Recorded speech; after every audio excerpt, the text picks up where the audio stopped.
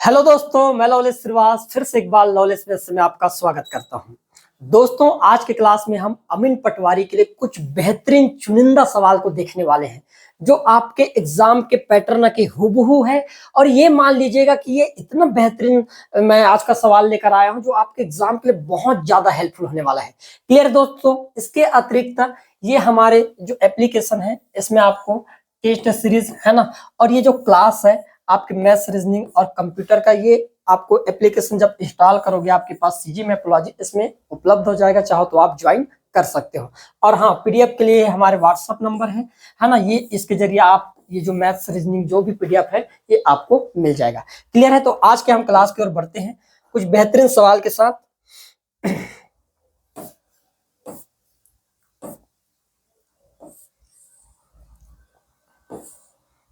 ये रहा पहला सवाल, देखिएगा गजब का सवाल है दोस्तों, है ना। ध्यान देना। हमारा पहला सवाल क्या है? निम्न कथनों पर विचार कर सही कथन को चुनना था, है ना भाई। यहाँ पर हमारे पास 4 कथन दिया गया है और 4 कथन के बाद यहाँ पर 4 हमारे पास ऑप्शन दिया गया है ना। इनमें से चारों में से कौन कौन से कथन है ये चुनकर हमको क्या करना है, बताना है। अब भाई पहला कथन पर हम ध्यान देते हैं। पहला कथन क्या बोलना चाह रहा, तो आप कहोगे जो पहला कथन ध्यान से देखिएगा, प्रथम 20 विषम संख्याओं का योग क्या होता है? 400 दिया गया है। क्या भाई सही में प्रथम 20 संख्याओं का औसत योग जो है 400 होगा? तो मेरे प्यारे दोस्तों याद रखना, यदि मैं प्रथम 20 विषम संख्याओं की बात करूं तो कहीं ना कहीं ये लगातार विषम संख्याओं की बात कर रहा है ना भाई। लगातार, क्योंकि प्रथम ले रहा हूं तो हमको पता है कि भाई प्रथम यदि 20 विषम संख्याओं का औसत निकालना है तो औसत निकालने के लिए हम क्या करेंगे, हम एक चीज तो नोट करेंगे। पहली संख्या विषम संख्या 1 होगा, नेक्स्ट वाला 3 होगा, फिर अगला 5, और इसी प्रकार के आप खुद बताओ कि भी 20वां नंबर का विषम संख्या क्या होना चाहिए। तो मैंने कहा 20वां संख्या का 20वां नंबर का विषम संख्या ज्ञात करने के लिए मैं 20 का दुगना कर दूंगा। अब 20 का दुगना होगा कितना? तो आप कहोगे भाई 20 का दुगना 40, लेकिन 40 जो है ये विषम संख्या नहीं है, ये तो सम संख्या है। तो भाई हम विषम संख्या कैसे ज्ञात करेंगे? तो 40 में जस्ट एक कम कर देंगे तो ये हमको मिल जाएगा 39 जो होगा, यही हमारे लिए 20वां नंबर का विषम संख्या होगा। मेरे प्यारे दोस्तों, यहाँ पर मैं केवल औसत निकालना चाह रहा हूं, और औसत निकालने के लिए हम एक चीज जानते हैं, जब संख्याओं के बीच समान अंतर हो तो प्रथम संख्या और अंतिम संख्या के योग को, प्रथम संख्या 1 अंतिम संख्या के योग को यदि हम 2 से भाग देते हैं तो डायरेक्ट हमको क्या मिलता है? औसत मिलता है। तो 39 में 1 जोड़ेंगे तो 40, और 40 को 2 से भाग देंगे तो औसत कितना मिलेगा? 20। अब मुझे ये 20 विषम संख्याओं का औसत कितना मिल गया? 20। अब भाई औसत बराबर क्या होता है? तो हम औसत बराबर जानते हैं सभी संख्याओं का, मतलब औसत नहीं, योग बराबर हम ये लिख सकते हैं, जब औसत दिया हो उस केस में तो मैं ये कह सकता हूँ योग बराबर औसत गुणित प्रेक्षणों की संख्या। अब औसत मिल गया है 20, टोटल कितने प्रेक्षण है? तो आप कहोगे 20 प्रेक्षण, 20 का गुणा 20 के साथ करूंगा तो योग कितना मिल जाएगा? तो मैं कहूंगा भाई 400। तो ये जो कथन होगा दोस्तों पहला वाला, ये एकदम क्या होगा? करेक्ट होगा। नेक्स्ट की बात करें, यहाँ पर देखो 1 2 3 कहां तक? 49 तक के संख्याओं का योग क्या सही में 1225 होगा भाई? तो हम चेक कर लेते हैं। जैसा कि अभी की बताया मैं कि संख्याओं के बीच समान अंतर हो तो पहली संख्या और अंतिम संख्या को जोड़कर यदि हम 2 से भाग देते हैं तो हमको औसत मिल जाता है, और औसत यदि मिल गए तो योग निकालना बड़ी बात नहीं है। तो यहाँ पर पहली संख्या 1, अंतिम संख्या है 49, और इन दोनों को जोड़कर यदि मैं 2 से भाग दे दूंगा तो आप कहोगे 1 और 49 कितना हो गया? तो मैंने कहा 50, 50 को 2 से भाग देंगे तो औसत कितना मिल जाएगा भाई? तो मैंने कहा 25 मिल जाएगा। अब मेरे पास यहाँ पर औसत कितना मिल गया? 25, और टोटल प्रेक्षण कितने? तो मैंने कहा टोटल तो 49 है, तो गुणा कर दूंगा मैं 49 का। अब मैं 25 का पहाड़ा पढ़ लेता हूँ। 25 नहीं होता है 225 की 5 हाथ का भाई 22, है ना। 25 चौके 100, 100 और 22 कितना होगा? तो मैंने कहा 100 और 22 हो जाएगा मेरे पास 122 हो जाएगा। क्लियर है? तो सही में योग कितना मिल गया मुझे? 1225 मिल गया। तो मैं कह सकता हूं कि जो के वाला कथन है ये भी मेरा क्या हो जाएगा? यहाँ पर करेक्ट हो जाएगा। आगे बढ़ते हैं।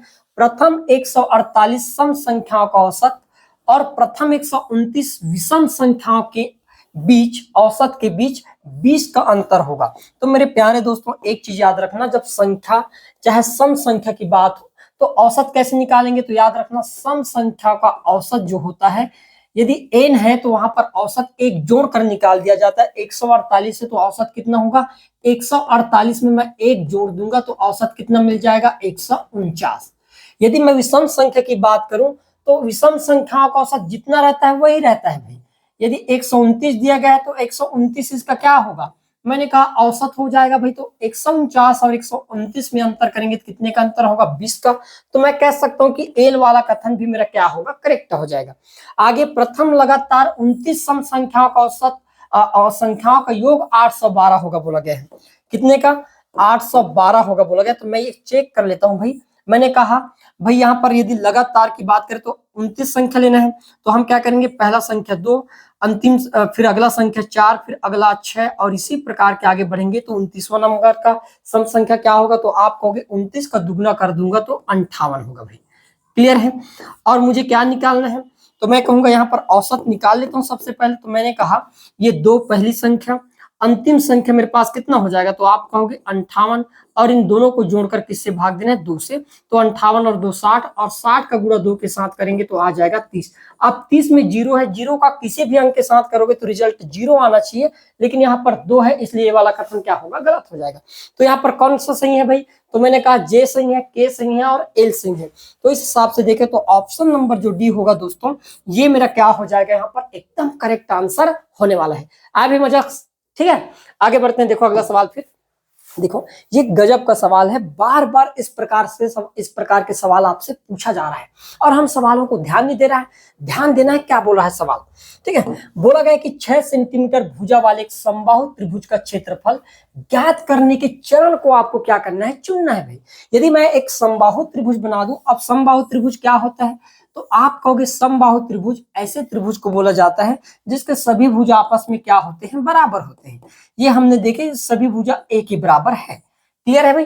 तो अब हम क्या करेंगे, तो भाई समबाहु त्रिभुज के क्षेत्रफल का फार्मूला क्या होता है, तो यदि क्षेत्रफल के फार्मूला दिखे तो √3/4 और a का स्क्वायर होता है। अब यहाँ सबसे पहले हम कथनों पर आते हैं। प्रतिस्थापित करें a की वैल्यू 6, क्षेत्रफल का फार्मूला पहले रखेंगे। फिर बोला गया है कि क्षेत्रफल गुणा करके इतना निकाल दिया गया है। फिर 6 की स्क्वायर बराबर 36 की गणना करें क्षेत्रफल में रखकर, ठीक है, या सूत्र का उपयोग करें और इस प्रकार से आप मान रखोगे। तो मेरा काम ये रहेगा, मैं सबसे पहले ए का मान डायरेक्ट प्रतिस्थापित नहीं कर सकता, मुझे सबसे पहले क्या चाहिए दोस्तों, तो मैं कहूंगा सबसे पहले काम होना चाहिए मेरा सूत्र लगाने का। सबसे पहले मैं क्या करूंगा, फार्मूला रखूंगा। इस प्रकार से फार्मूला क्या मैंने रख दिया, तो ये मेरा पहला क्रम का होना चाहिए एम। उसके बाद क्या करूंगा, फार्मूला रखने के बाद चूंकि यहाँ पर भुजा का मान दिया है, कितना दिया है, 6 सेंटीमीटर, तो भाई यहाँ पर मैं करूंगा प्रतिस्थापित करूंगा, ए के मान कितना है, 6 सेंटीमीटर, और 6 सेंटीमीटर को इस फार्मूला में क्या करूंगा, पुट करूंगा। तो ये मेरा होना चाहिए दूसरा नंबर का। उसके बाद क्या करेंगे भाई, अब 6 के स्क्वायर यदि हम कर लेंगे तो 6 के स्क्वायर कितना मिल जाएगा, 36, और 36 को मैं डायरेक्ट यहाँ पर क्या करूंगा, गणना के लिए डाल दूंगा। तो ये मेरा तीसरा होना चाहिए और आंसर के रूप में क्षेत्रफल प्राप्त करने के रूप में ये चौथा क्रम का होना चाहिए। तो हमने क्या क्या देखे भाई, तो आप कहोगे सबसे पहले एम होना चाहिए। एम मेरे पास 2 जगह है, ये वाले में और ये वाले में।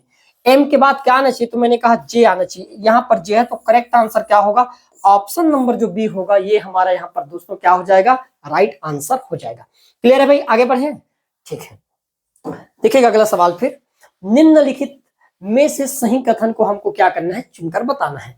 बोला गया है -1 के ऊपर मान लो कोई सम की पावर है। पहला कथन ध्यान समझना, -1 के ऊपर मान लो सम संख्या का घात हो तो उसका मान हमेशा धनात्मक 1 होगा, या -1 के ऊपर विषम संख्या का घात हो तो उसका मान हमेशा ऋणात्मक 1 होगा, या यदि ए बी कोई परिमेय संख्या है तो a बटे b की पावर -m है, तो इसका मतलब ये अंक आपस में उलट जाएगा। या लास्ट देखा बोला गया कि a एक परिमेय संख्या है। तो मेरे प्यारे दोस्तों याद रखना, कोई भी जैसे मैंने रख दिया -1 और -1 के ऊपर सम की पावर मतलब कर दिया मैंने 2, ध्यान से समझना। तो मैंने कहा अब 2 की पावर है मतलब -1 का गुणा कितने बार करना पड़ेगा, 2 बार करना पड़ेगा। माइनस और माइनस का गुणा होगा तो प्लस, एक कम कितना हो जाएगा, 1। तो मैं कह सकता हूं कि -1 के ऊपर या कोई भी ऋणात्मक अंक के ऊपर सम की पावर हो तो उसका रिजल्ट हमेशा धनात्मक होता है। तो जे वाला जो कथन होगा क्या होगा, यहाँ पर करेक्ट हो जाएगा। फिर यदि मैं बात करूं -1 की पावर, कोई भी सम संख्या ले लेता हूं, चलो भाई मैंने लिख लिया 3 है विषम संख्या, तो आप कहोगे -1 का गुणा तो फिर 3 बार करना पड़ेगा, ठीक है। अब हम कहेंगे माइनस और माइनस का गुणा होगा तो प्लस, 1 का गुणा 1 के साथ करेंगे तो 1 गुणा माइनस का 1। अब प्लस और माइनस का गुणा होगा तो माइनस, और 1 का गुणा 1 के साथ करेंगे तो 1। तो मैंने एक चीज और नोट कर लिया, कि भाई माइनस के ऊपर, कोई ऋणात्मक संख्या के ऊपर जब विषम का पावर हो तो रिजल्ट भी हमेशा ऋणात्मक प्राप्त होता है। तो मैं कह सकता हूं कि के वाला कथन जो होगा दोस्तों, ये भी मेरा क्या होगा, करेक्ट होगा। फिर यदि मान लो ए बी कोई परिमेय संख्या बोला गया है, भाई परिमेय संख्या मतलब जो भिन्न के रूप में है, ए बाई बी के रूप में हम लिख सकते हैं, ये परिमेय संख्या है। अब मान लो इसके ऊपर पावर लगा दिया गया है, वो भी कैसा, पावर माइनस एम का। तो मेरे प्यारे दोस्तों याद रखना, यदि मान लो माइनस का पावर लगा है तो माइनस का मतलब क्या होता है, तो मैंने कहा 1/b तो है, इसके ऊपर एम भी रहेगा, लेकिन माइनस का ऊपर में क्या हो जाता है, एक लिख दिया जाता है ऐसे। अब मैं इसको डील करना चाहूंगा तो ये अंक आपस में क्या होगा, पलट जाएगा। अब पलटेगा तो मैं क्या लिखूंगा, इसको b/a की पावर हम कितना लिख देंगे, m लिख देंगे। तो मैं कह सकता हूं कि एल वाला जो कथन होगा ये भी मेरा क्या होगा, एकदम करेक्ट हो जाएगा। बोला गया है लास्ट वाला कथन, एक जो है एक परिमेय संख्या है। तो एक चीज हम जानते हैं कि परिमेय संख्या उन संख्याओं को बोला जाता है जो स्वयं के अलावा, है ना, और एक के अलावा किसी और से ना कटे, या मैं दूसरे शब्दों में ये कहना चाहूं जिसके मैक्सिमम 2 फैक्टर हो या मिनिमम 2 फैक्टर हो, उसी को हम क्या बोल सकते हैं, परिमेय संख्या। लेकिन एक कब, एक ही आपके पास फैक्टर होते, 2 नहीं होता। और जब 2 नहीं है तो हम ये नहीं कह सकते कि ये परिमेय संख्या। तो एम वाला कथन क्या होगा दोस्तों, यहाँ पर गलत हो जाएगा। तो मैंने क्या देखा यहाँ पर, जे भी सही, के भी सही और एल, मतलब मेरे लिए तीनों जो ऊपर के ऑप्शन है ये करेक्ट हो जाएगा। तो ऑप्शन नंबर जो डी है ये मेरा यहाँ पर क्या होने वाला है, राइट होने वाला है दोस्तों। आ रहा है समझ में भाई, ऐसे सवाल आपको मिलेगा एग्जाम हॉल में, बिल्कुल टेंशन मत लो भाई, है ना। देखो अगला सवाल, ये गजब का सवाल है, ये मान लो कि एग्जाम में फंसने वाला है, रिपीट होने वाले सवाल है। क्लियर है, ध्यान समझना क्या बोलना चाह रहा है। ये बोला गया है कि नीचे दिए गए कथन एस और कारण आर के लिए सही विकल्प को चुनना था। ठीक है भाई, कथन क्या है हमारे पास, कथन ये है कि दिए गए आंकड़े सम संख्या में हो तो उन्हें आरोही या अवरोही क्रम में व्यवस्थित करने पर मध्य में 2 संख्याएं होती है। ऐसी स्थिति में हम उन दोनों मध्य संख्याओं का माध्य कर ज्ञात कर, है ना, माध्यिका निकालते हैं, ये बोला गया है। तो भाई एकदम कथन सही है।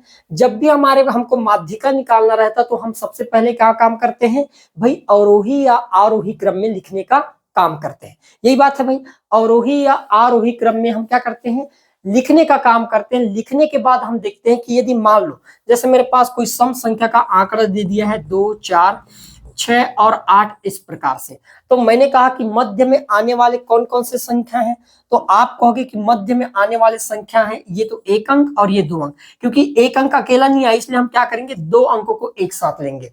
तो 4 और 6 क्या होगा मेरे लिए भाई, वो 2 संख्याएं होंगे। अब मैं इन्हीं का क्या निकालूंगा, मध्य संख्याओं का माध्य ज्ञात करना चाहूंगा। तो मैंने कहा 4 और 6 को जोड़ूंगा, 4 और 6 कितना हो जाएगा आपके पास 10, और 10 को 2 से भाग देते ही जो 5 आएगा यही मेरे लिए क्या होगा दोस्तों, माध्य होगा। माध्य मतलब कुल मिलाकर औसत ही होता है। क्लियर है। या आप दूसरे शब्दों में ये समझ सकते हो कि भाई एक चीज बताओ, 4 और 5 के बीच में कोई संख्या, तो आप कहोगे 4 और 5 के बीच में यदि कोई संख्या पड़ता है तो वो 5 पड़ता है। इस आधार पर मेरा माध्यिका भी क्या हो जाएगा, करेक्ट हो जाएगा। तो मैं कह सकता हूं कि जो कथन होगा एकदम करेक्ट है। यदि कारण की बात करें, कारण में माध्यिका का डायरेक्ट का फार्मूला दिया गया है, n/2 वहां पद का मान और n/2 + 1 वहां पद का मान डिवाइड बाई 2। अब जैसे मैंने एक चीज कहा कि भाई मैंने सबसे पहले ये कर लिया कि यदि मान लो ये है मेरे पास, है ना भाई 4 है, तो मैं सबसे पहले 4/2 करूंगा, प्लस यहां पर कर दिया, ध्यान समझना, है ना। नेक्स्ट वाले पद मतलब 4 में ही मैं क्या करूंगा, 2 से भाग देकर 1 कर दूंगा, यही बात है यहाँ पर। तो आप कहोगे कि ये 2 और ये 3, ऐसे इस प्रकार से मैं डायरेक्ट क्या कर सकता हूँ, डील कर सकता हूँ। तो मैं कह सकता हूँ कारण भी यहाँ पर मेरा एकदम करेक्ट है, और कथन की सही व्याख्या करने का काम भी मेरा यहाँ पर क्या है, कारण कर रहा है। तो ऑप्शन नंबर जो ए होगा मेरे प्यारे दोस्तों, ये मेरा क्या होगा, एकदम सटीक हो जाएगा। क्लियर है भाई, आगे बढ़ते हैं। देखो अगला सवाल फिर ये रहा। ये मान लो कि ये गजब के सवाल है, एग्जाम ओरिएंटेड सवाल है भाई। हम बहुत सारे लोगों को नहीं पता ऐसे सवाल, है ना, एग्जाम में पूछ लिया जाता है और हम वहां पर क्या होते हैं, फंस जाते हैं। अब देखिएगा ध्यान से, मिलान कीजिए बोला गया है। एक सूची 1 है और इधर सूची 2 दिया गया है। बोला गया है पहला के वाला कि भाई लघु वृत्तखंड का कोण कैसा हो सकता है। अब आपको पता होना चाहिए कि दी में वृत्तखंड किसे बोलते हैं। तो भाई जीवा द्वारा, मान लो ये हमारे पास केंद्र है और एक जीवा डाल दिया जाए तो ये जो एरिया वाला पार्ट होगा ये हमारे लिए क्या होगा, वृत्तखंड होगा। और यही वृत्तखंड नहीं होगा, इसमें 2 वृत्तखंड बनेंगे आपके पास। एक ऊपर वाला भी वृत्तखंड होगा, क्लियर है? वृत्त का एक छोटा टुकड़ा को ही हम क्या बोलेंगे? वृत्तखंड बोल सकते हैं। अब यदि मान लो ये क्राइटेरिया है तो मैं नीचे वाले को बोलूंगा लघु वृत्तखंड, लघु वृत्तखंड, ठीक है। और ये वृत्त का बड़ा वाला हिस्सा है तो इसको बोलूंगा मैं दीर्घ वृत्तखंड, है ना। इसको क्या बोल दूंगा दोस्तों मैं? भाई दीर्घ वृत्तखंड कहूंगा, दीर्घ वृत्तखंड, ध्यान देना, है ना। नीचे वाला छोटा वाला हिस्सा इसलिए लघु वृत्तखंड और ऊपर वाला बड़ा हिस्सा इसलिए दीर्घ वृत्तखंड। अब बोला गया है कि भाई लघु वृत्तखंड का कोण कैसा होगा? तो मेरे प्यारे दोस्तों एक चीज याद रखना, मान लो इसको जीवा को मैं इन दोनों की एक भुजा मान लो और यहां पर कहीं पर भी एक मैं आकार करूं, ट्राइंगल डिजाइन करूं, तो आप देख पा रही है ट्राइंगल का मान जो होगा थीटा, इस थीटा का मान 90 डिग्री से क्या है? ज्यादा है। और जो 90 डिग्री से ज्यादा होता है उसको हम किस नाम से जानते हैं? तो आप कहोगे फिर तो ये अधिक कोण होगा। क्या होगा? अधिक कोण होना चाहिए। तो के का मान होना चाहिए चौथा भाई, के का मान क्या होना चाहिए? चौथा। यदि मैं दीर्घ वृत्तखंड की बात करूं तो दीर्घ वृत्तखंड में एक चीज नोट करोगे कि यदि मान लो यही मेरे पास आधार है बेस और यहाँ पर कहीं मैं एक ट्रायंगल बनाना चाहूं तो आप देख पा रहे हैं कि ये जो थीटा का मान है ये 90 डिग्री से कम है ना। थीटा का मान जो होगा ये 90 डिग्री से कम है, तो मतलब मैं कह सकता हूँ ये वाला जो कोण होगा ये हमेशा क्या होगा? न्यून कोण होने वाला है। तो मैं कहूंगा दीर्घ वृत्तखंड का कोण क्या होगा? न्यून कोण होगा। अर्धवृत्त की बात करें, अब मान लो आधा वृत्त में कोई खंड बना दिया जाए, इस प्रकार के एक सर्कल है, इसका सेंटर है और इस प्रकार से, तो मेरे प्यारे दोस्तों अर्धवृत्त में बना हुआ कोण जो होता है ये बिल्कुल 90 डिग्री का होता है, ये पता होना चाहिए। तो मैं कह सकता हूं कि ये समकोण होगा भाई। फिर हमारे पास बच गया पूर्ण वृत्त का कोण क्या होता है। अब आपके पास एक पूरा सर्कल बना दिया जाए और मैं कहूँ ये पूरा कितने डिग्री का होगा, तो आप कहोगे 360 डिग्री का कोण होगा, होगा कि नहीं भाई? और 360 डिग्री के कोण को ही मैं पूर्ण कोण के नाम से हम क्या करते हैं? जानते हैं। तो ये क्या होगा आपके पास? भाई मैंने कहा एन का क्या हो जाएगा? दूसरा। अब देखो कौन से ऑप्शन ऐसा है जो मैच कर रहे हैं, तो मैंने कहा के का होना चाहिए चौथा, के का तीसरा है गलत हो जाएगा, के का पहला है गलत हो जाएगा, के का चौथा है भाई यहाँ पर और के का दूसरा है गलत हो जाएगा। तो मैं कह सकता हूं कि ऑप्शन नंबर जो सी होगा दोस्तों ये मेरा यहाँ पर क्या होगा? एकदम सटीक आंसर हो जाएगा। ठीक है भाई, आ रहा है समझ में? आगे बढ़ते हैं।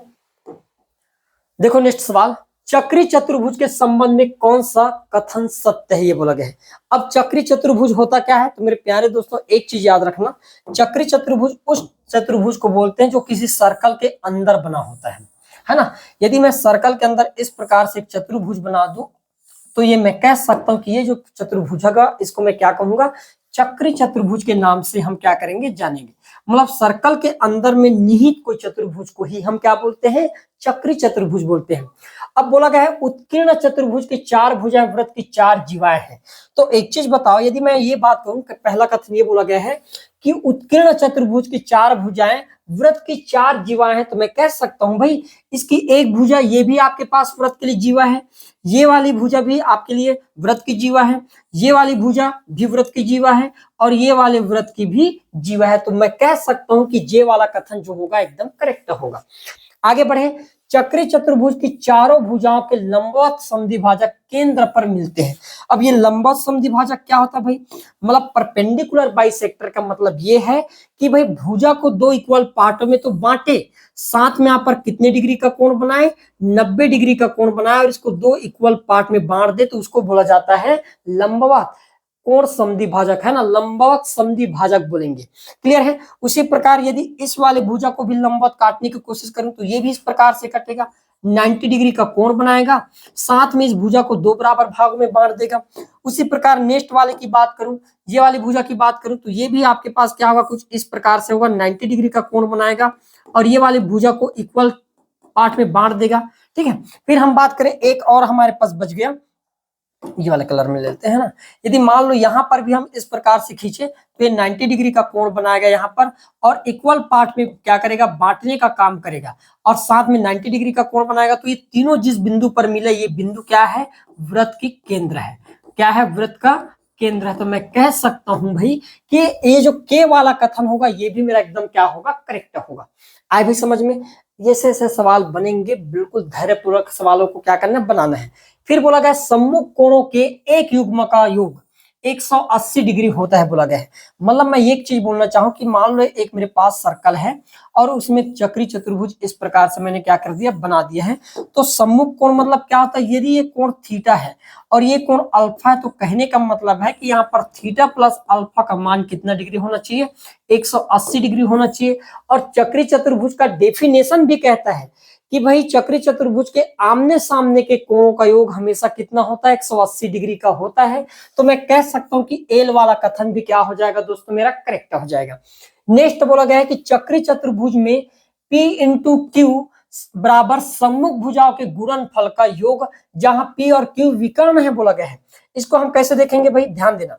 अब मैंने मान लो ये कहा कि ये A B C और ये D है ना। ये मान लेते हैं A वाली भुजा है, ये B है, ये C है और D है। इसमें दो विकर्ण मैंने डाल दिया, एक मेरे पास P है और दूसरा विकर्ण क्या है, Q है। ध्यान समझना। तो हमेशा याद रखना दोस्तों, P इंटू Q की जो वैल्यू होता है सम्मुख भुजाओं का गुणनफल, मतलब B और D का गुणा करेंगे, B इंटू D प्लस उसी प्रकार A और C, A प्लस C के बराबर होता है। तो मैं कह सकता हूं कि M वाला कथन भी मेरा क्या होगा, करेक्ट हो जाएगा।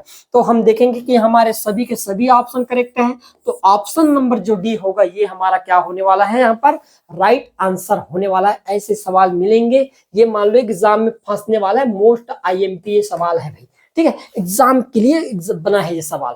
क्लियर है, आया समझ में, ठीक है।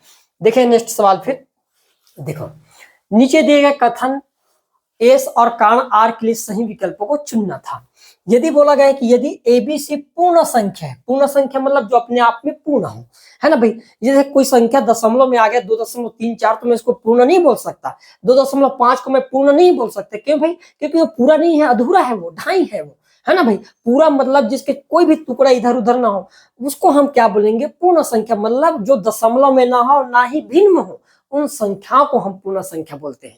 क्लियर है।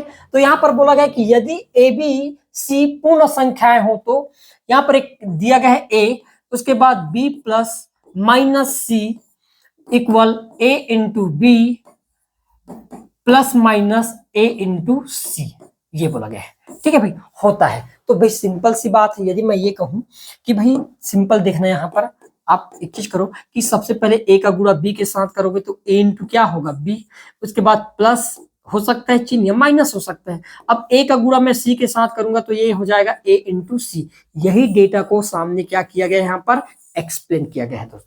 तो मैं कह सकता हूं कि ये जो कथन है एकदम करेक्ट है। कथन में दो मत वाली बात है ही नहीं, एकदम करेक्ट कथन है। फिर दिया गया है इसे गुणा का योग अंतर पर वितरण नियम कहते हैं। मेरे प्यारे दोस्तों, हमेशा एक चीज याद रखना, ये नोट करके रखना कि भाई ये जो नियम होता है जो मैं अभी बताया, इसको गुणा के योग अंतर का क्या बोलते हैं, वितरण नियम के नाम से जाना जाता है। किस नियम के नाम से जानते हैं, वितरण नियम के नाम से जानते हैं। ब्रैकेट सबसे पहले ब्रैकेट खोलेंगे, ब्रैकेट के बाद ब्रैकेट के पहले वाले अंक के साथ फिर उसके साइन, फिर ब्रैकेट के दूसरे वाले अंक के साथ क्या करते हैं, गुणा करते हैं। और इस नियम को गुणा के योग अंतर का वितरण नियम के नाम से जाना जाता है। तो मैं कहूंगा ये कारण भी एकदम करेक्ट है।